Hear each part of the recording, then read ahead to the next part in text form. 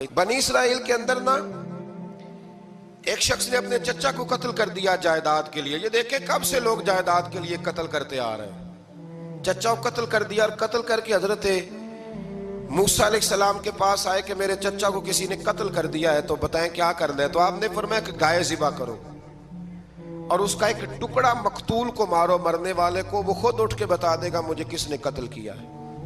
अब इरादा नहीं था गाय ज़िबा करने का तो बहाने करने लगे। इरादा नहीं ना होता तो फिर क्या होते हैं, कहने लगे गाय किस तरह की हो, बूढ़ी हो के बच्ची हो, रंग कैसा हो, जवान हो के छोटी हो, हाल में एक दफा चलना सीख गई हो या अभी ना सीखी हो। तो बताते गए तो रब भी शर्तें बयान करता गया। गहरे जर्द रंग की हो, हाल के अंदर उसे ना चलाया गया हो, पानी ना निकाला गया हो, ना बच्ची हो ना जवान हो, इसके दरमियान हो। ये सारी शर्तें कहाँ पाई जाती थी? हजरत मूसा अलैहिस्सलाम की कौम का एक शख्स था जो अल्लाह का वली था।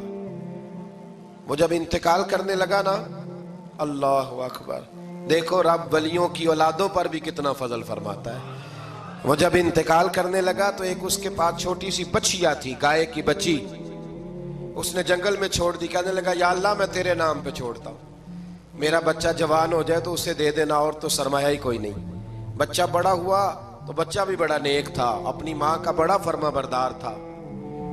उसकी माँ ने कहा बेटा तेरे बाप ने एक गाय छोड़ी थी। तो बच्चा जंगल में गया और जाके कहने लगा ऐ अल्लाह मेरी गाय मुझसे मिला दे। तो रब करीम ने वो गाय वापस कर दी। वो गाय घर ले आया। अब वो कहने लगा अम्मा बेच दूं। तो अम्मा कहने लगी बेटा मेरे पूछे बगैर ना बेचना। कई दफा कहा लगे पर उसने कहा जब तक मेरी अम्मा ना कहेगी मैं बेचूंगा। उधर बनी इसराइल वाले शर्तें जितनी गाय के बारे में पूछ चुके थे वो सारी इसी गाय में पाई जाती थी। तो ये ढूंढते ढूंढते वहां पहुंच गए।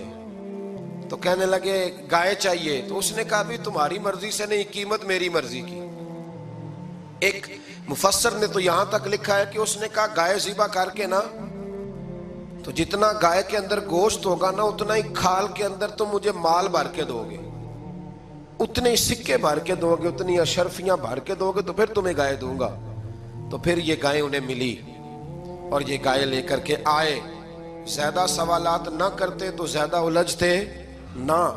हम भी दीन के मामले में बड़े सवाल जवाब करते हैं, उतना सवाल करें जितनी उसकी जरूरत है। इन लोगों ने सवाल ज्यादा किए तो फिर उलझ ज्यादा गए।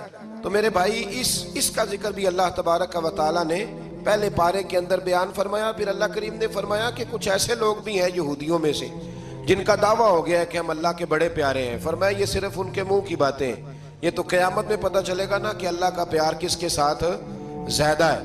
और फिर ये भी यहूदियों ने दावा किया है। इसी पारे में अल्लाह फरमाते हैं कि इनका दावा है कि हम अल्लाह के बड़े प्यारे हैं, जन्नत में हम ही जाएंगे। तो अल्लाह फरमाते हैं फिर मरने की दुआ तो करो, जन्नत में तो मर के जाना है ना। लेकिन रब फरमाते हैं ये कभी मरने की दुआ नहीं करेंगे, इसलिए कि इन्हें पता है कि हमने आखिरत के लिए क्या भेजा।